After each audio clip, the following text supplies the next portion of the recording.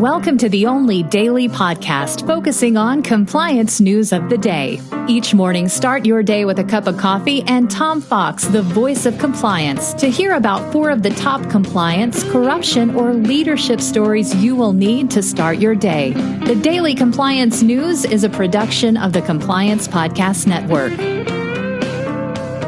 November 4, 2020, the election number 2 edition.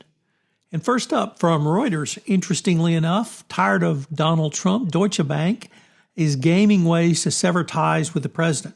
Deutsche Bank has about $340 million in loans outstanding to the Trump Organization, the umbrella group that's allegedly overseen by his sons, but in reality he's running illegally.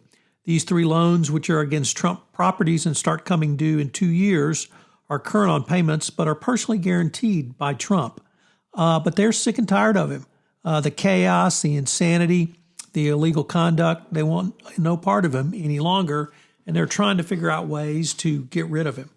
They've thought about selling his loans on the secondary market, but you can imagine what a uproar that would cause, particularly depending on when Russia buys it. So interestingly, they're just tired of him. Next up, Jack Ma. And this comes to us from the Wall Street Journal.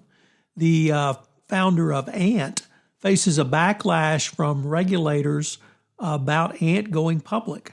But it's not regulators in the United States. It's Chinese regulators who have suspended the $34 billion initial public offering just 2 days ahead of what was to be the world's largest ever IPO. The extraordinary regulatory action caps a months-long tug-of-war between Ma and top regulators led by the vice premier of China. It's hard to overstate the importance in China of Ma and his companies. They are synonymous with innovation, and this may be the beginning of the end for Jack Ma. He just may have gotten too big for the Communist Party. But don't forget, he's a party member, so if you do business with him, the FCPA applies.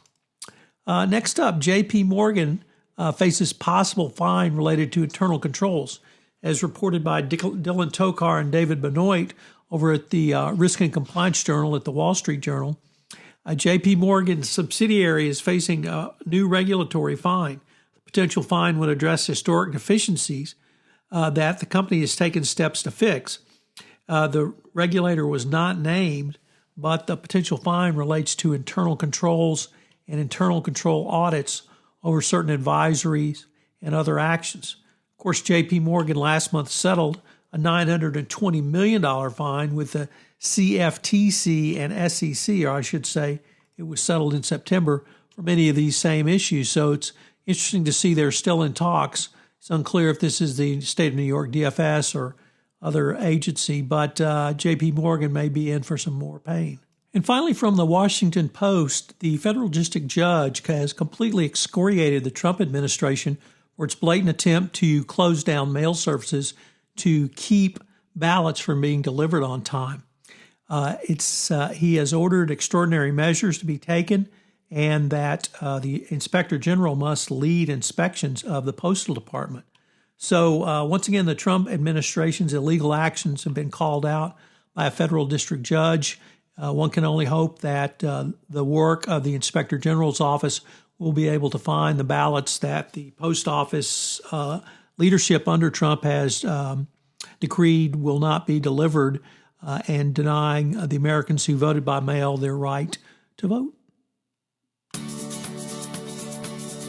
The Daily Compliance News is a production of the Compliance Podcast Network and a proud member of C-Suite Radio.